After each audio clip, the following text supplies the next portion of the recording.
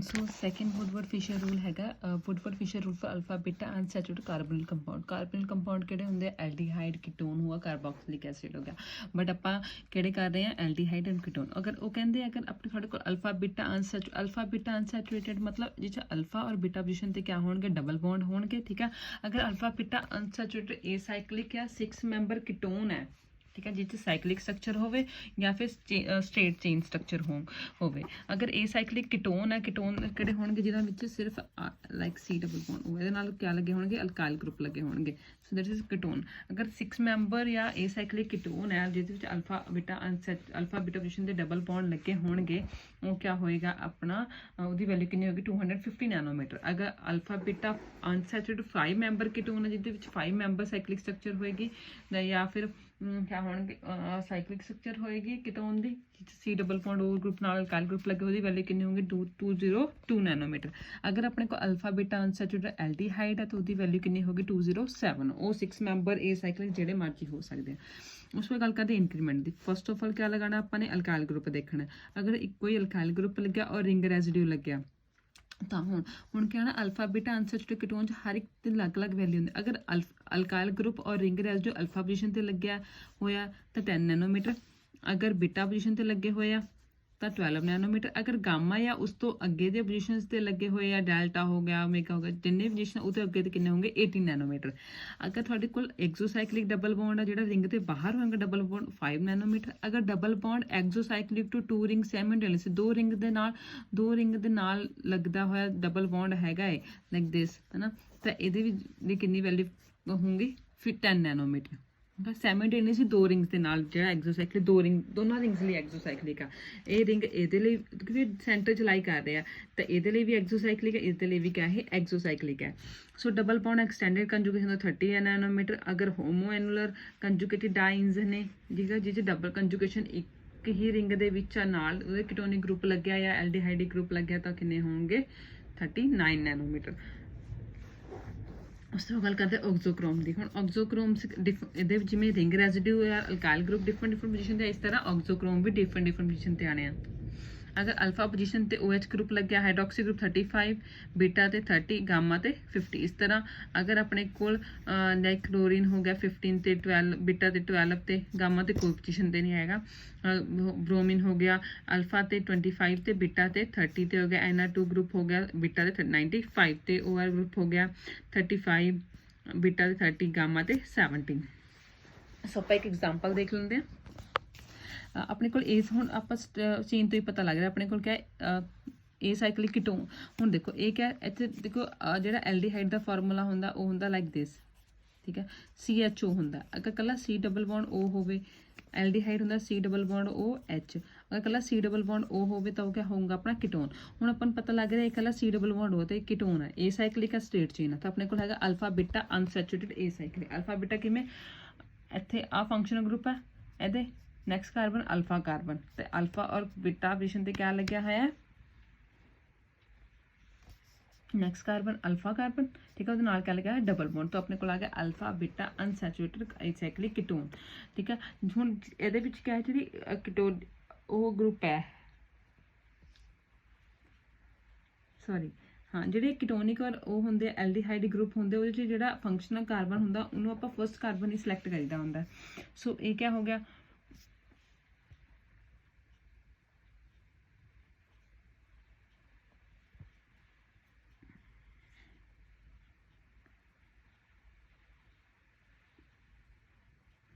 सो क्या है अपना हम देखो जी अपनी कंजुकेशन कहते हैं double bond single bond double bond इस तरफ जा रही है सो जी आ कंजुकेशन है ये होगी एक फर्स्ट कार्बन नैक्सट कार्बन कि होगा अल्फा दैन हो गया बीटा कार्बन ठीक है सो कहते ए साइक्लिक है तो वैल्यू कितनी आ गई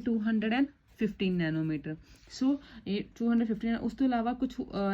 cyclic ring a cyclic ring तो रिंग रेजिड्यू नहीं आना सिर्फ क्या अल्काइल ग्रुप आना कोई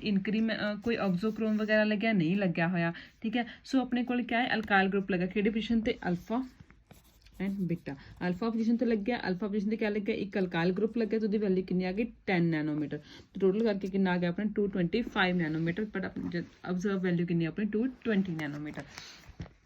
ਉਸ ਤੋਂ ਇਲਾਵਾ ਆਪਾਂ ਦੇਖਦੇ ਹਾਂ ਲੈਮਡਾ ਮੈਕਸ। ਹੁਣ ਆਪਣੇ ਕੋਲ ਇੱਕ ਐਵੇਂ ਦੀ ਸਟਰਕਚਰ ਦੇਤੀ, ਠੀਕ ਹੈ, ਲਾਈਕ ਇਹ ਕਿਆ ਹੈ ਆਪਣੇ ਕੋਲ ਹੁਣ ਨਾ ਤਾਂ ਇਸ ਰਿੰਗ 'ਚ ਡਬਲ ਬੌਂਡ ਹੈ ਨਾ ਇਸ ਰਿੰਗ 'ਚ ਡਬਲ ਬੌਂਡ ਹੈ। ਕਿਆ ਹੈ ਦੇਖੋ, double bond, single bond, double bond. ਇਹ ਵੀ ਕਿਆ ਹੈ ਕੀਟੋਨ ਹੈ, ਕੋਈ ਹਾਈਡਰੋਜਨ ਤਾਂ ਨਹੀਂ ਲੱਗਿਆ ਵਾ, ਸਿਰਫ ਕਾਰਬਨ ਡਬਲ ਬੌਂਡ ਉਹ ਹੈ, ਤਾਂ ਇਹ ਵੀ ਇੱਕ ਕੀਟੋਨ ਹੈ। ਸੋ ਆਪਣੇ ਕੋਲ ਕਿਹੜਾ ਕੀਟੋਨ ਹੈ? 6 ਮੈਂਬਰਡ ਕੀਟੋਨ ਹੈ। ਅਗਰ ਆ ਰਿੰਗ ਨੂੰ ਦੇਖੀਏ ਤਾਂ ਕਿਆ ਹੈ 6 ਮੈਂਬਰ ਰਿੰਗ ਹੈ। ਸੋ ਆਪਣੇ ਕੋਲ alpha beta unsaturated a cyclic 6 member ketone ਦੀ ਵੈਲਿਊ ਕਿੰਨੀ 215 ਨੈਨੋਮੀਟਰ, ठीक है जी। सो अपने को parent value alpha beta unsaturated 6 member cyclic ketone 250 nanometre. हुण देखो हुण क्या लग्या होया होर, पहला आपां देखदे रिंग रेजिड्यू, ठीक है, अल्काइल ग्रुप कोई लग्या नहीं होया इहदे नाल, ठीक है। सो आपां क्या देखदे रिंग रेजिड्यू। हुण ये अपना फंक्शनल ग्रुप है, इस तो आ कार्बन लग्या, इत्थे देख लो उपर, इत्थे एक अपने कोल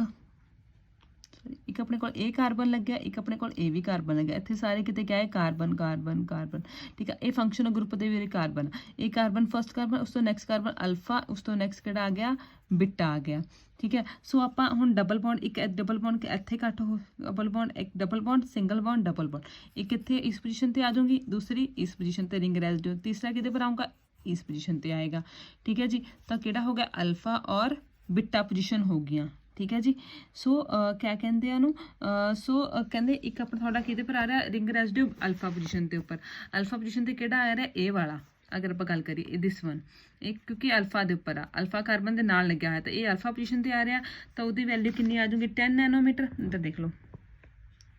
अल्फा 10 नैनोमीटर तो 10 नैनो। हुण बीटा पोजीशन ते 2 आ रहा 1 एंड 2, ठीक है, क्योंकि ये तो अगे तक कंजुगेशन तो खत्म हो रही है। तो नैक्सट जिहड़े आएंगे वो रिंग रेजिड्यू आएंगे, double bond, single bond, double bond. उस तो नैक्सट जिहड़े आएंगे वो क्या आएंगे रिंग रेजिड्यू आएंगे। सो बीटा पोजीशन ते 2 लगे ने, 2 × 12 दैट इज इक्वल टू 24। हुण अपने कोल मैं तुहानूं दस्सिया एक्सोसाइक्लिक डबल बॉन्ड हैगा कोई नहीं है, क्यों क्योंकि ये तो जिहड़ा ए वाला है ना ये क्या फंक्शनल ग्रुप का है, ये रिंग के डायरैक्ट रिंग दे विच अगर रिंग के बाहर एवें लग्या होवे डायरैक्ट ਤਾਂ ਹੋਣਾ ਸੀਗਾ ਐਕਸੋਸਾइक्लिक। ਇਹ क्या एक फंक्शनल ग्रुप है, इस करके ਐਕਸੋਸਾइक्लिक डबल बॉन्ड है ही नहीं। बट एक मैं गल होर कही सी कि अगर दो रिंग्स ਦੇ ਵਿੱਚ ਸਾਈਮਲਟੇਨੀਅਸ दो रिंग्स ਦੇ ਵਿੱਚ डबल बॉन्ड ਹੋਵੇ ਤਾਂ ਉਹ क्या होगा double bond exocyclic to 2 ring simultaneously, क्योंकि दो रिंग्स ਦੇ ਵਿੱਚ है ना तो ये रिंग अलग है दूसरी रिंग है, दोनों रिंग्स में कंबाइन कर रहे हैं, ठीक है। इस रिंग लिए भी एक्सोसाइक्लिक है, दूसरी रिंग लिए भी एक्सोसाइक्लिक है। So double bond exocyclic to 2 rings कितना आ गया 10 वैल्यू, डायरेक्ट 10 वैल्यूज करके ये चीज़ अपने को नहीं आनी, 10 आ गया। और कोई अल्काइल ग्रुप कोई भी ऑक्सोक्रोम वगैरह नहीं लग गया। सो अपने को वैल्यू होगी 250 सब में ऐड 259 नैनोमीटर, ठीक है जी। उस तो बाद ये देख लो कैलकुलेटर अपने को हुण देखो 5 मैंबर भी है 6 मैंबर भी है अपने को अल्फा बीटा, बट जो देखना फंक्शनल ग्रुप कितना लगे, फंक्शनल ग्रुप अपना 5 मैंबर ना लगे तो आप पेरेंट वैल्यू कि लवेंगे 5 मैंबर की। सो कहते अपने को क्या गिवन है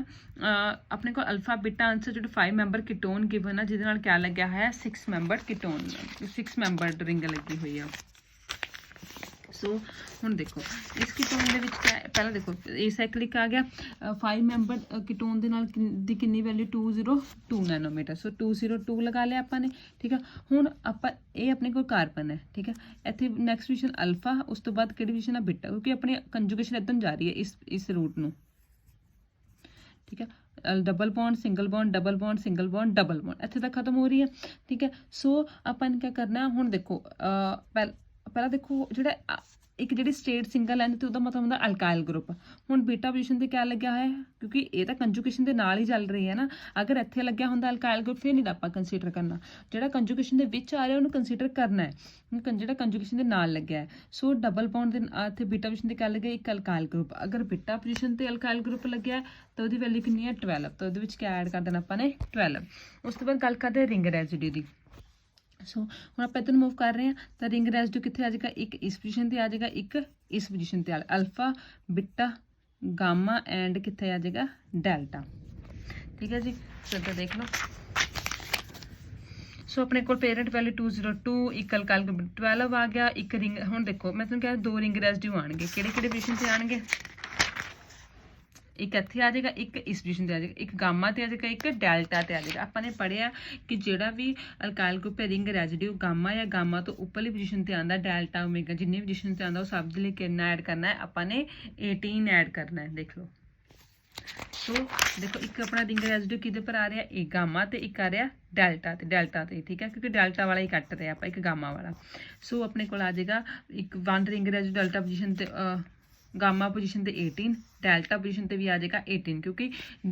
गामा और गामा तो ऊपर वाले जिन्ने भी डेल्टा वगैरह होंगे सब लिए कितनी वैल्यू ऐड होनी है 18, अगर अल्फा ते 10, अगर बीटा ते 12, अगर गामा या गामा तो अगे जिन्ने भी आ रहे हो तो कितनी ऐड होनी है 18, ठीक है जी। हुण एक्सोसाइक्लिक डबल बॉन्ड हैगा कोई, हाँ, अगर अपन ने यह 5 मैंबर पेरेंट रिंग सिलेक्ट की है तो जो 6 मैंबर के आ चीज़ पई है, अगर मैं एवें देखा आ मेरे को डबल बॉन्ड है, ठीक है,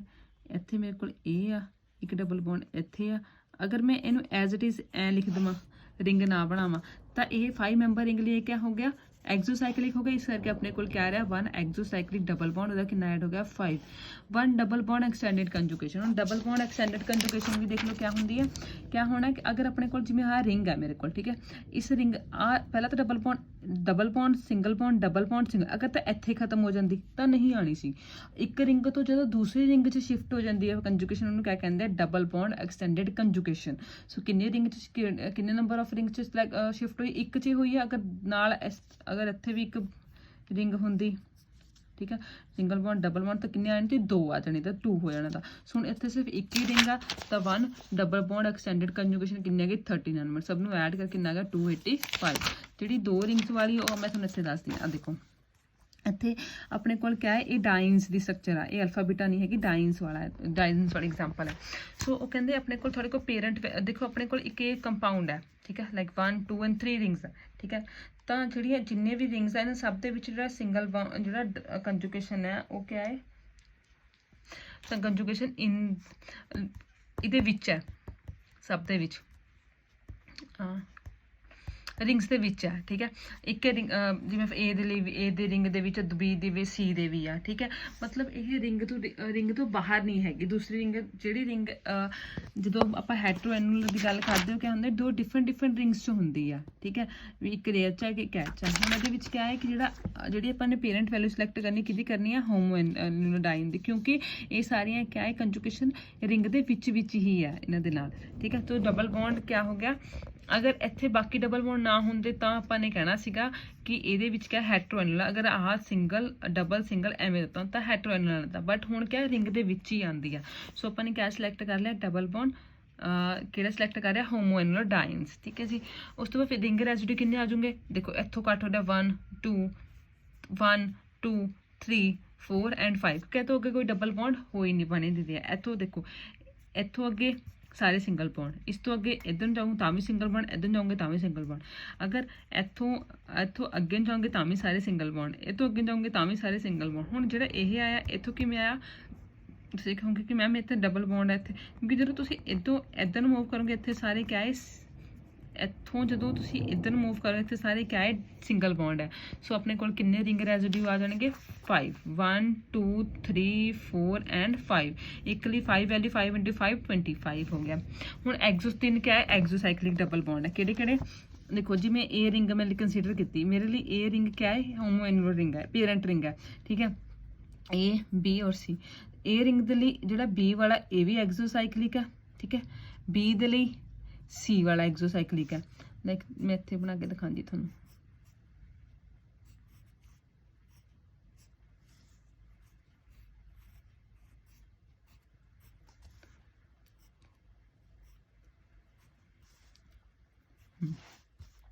ए बी सी।